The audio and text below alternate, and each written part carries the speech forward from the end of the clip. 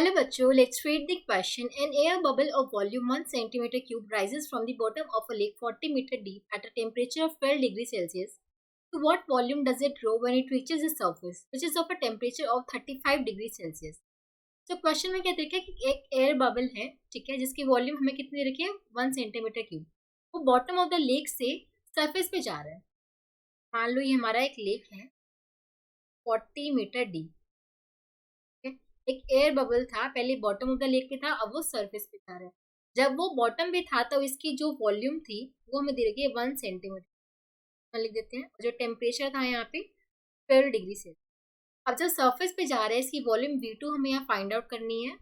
जो टेम्परेचर है यहाँ पे 35 डिग्री से. इसको आप कैल्विन में कन्वर्ट करोगे तो 12 प्लस में 273 ये आएगा आपका 285 कैल्विन.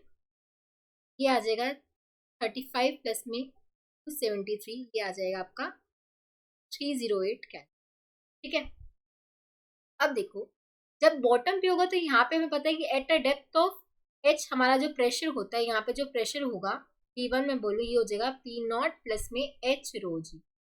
और यहाँ पे सरफेस पे जो प्रेशर होगा एटमॉस्फेरिक प्रेशर के इक्वल होगा P2 इक्वल्स टू P0. ठीक है. P0 की वैल्यू क्या होती है एटमॉस्फेरिक प्रेशर की 1.013 इंटू 10⁵ न्यूटन पर मीटर. ठीक है. ये हमारा. और P1 की वैल्यू क्या हो जाएगी P0 प्लस H रो जी. P0 की वैल्यू 1.013 इंटू 10⁵ प्लस में H हाइट कितनी हाइट पे 40. रो की वैल्यू वाटर के लिए हमें पता है डेंसिटी कितनी है 1000 kg पर मीटर क्यूब. तो 1000 इंटू में G की वैल्यू 10 ले सकते हैं.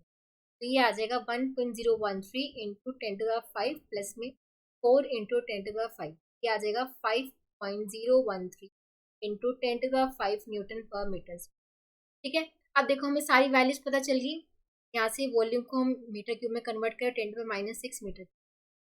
अब देखो for same value of N हमें आइडियल गैस इक्वेशन से हमें पता है PV equals to nRT. N की वैल्यू क्या हो जाएगी PV by RT. For same value of N हम लिख सकते हैं P1 V1 by T1 would be equals to P2 V2 by T2. R तो एनीवे कांस्टेंट है. ठीक है. तो यहाँ पे आप वैल्यूज पुट कर दो. V2 की वैल्यू आपको मिल जाएगी. P1 की वैल्यू कितनी है 5.013 इंटू 10⁵. P1 की वैल्यू है 10⁻⁻6. T1 की वैल्यू कितनी है 285.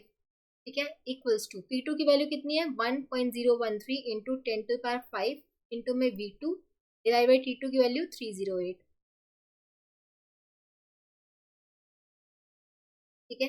यहाँ से V2 की वैल्यू आ जाएगी आपके पास 10⁻⁵ कैंसिल ही हो जाएगा. 5.013 इंटू 10⁻⁻6 इंटू में 308 डिवाइड बाई 285 इंटू में 1.013. इसको आप सोल्व करोगे तो अप्रोक्सीमेटली ये आएगा 5.3 इंटू 10⁻⁻6. ठीक है. तो हमारी जो वॉल्यूम आ जाएगी when it reaches the surface कितनी हो जाएगी 5.3 इंटू 10⁻⁻6 मीटर क्यूब, जो कि हमें दे रखा है ऑप्शन 2 में. Option 2 would be the correct answer. I hope आप सबको समझ आया होगा. Thank you so much.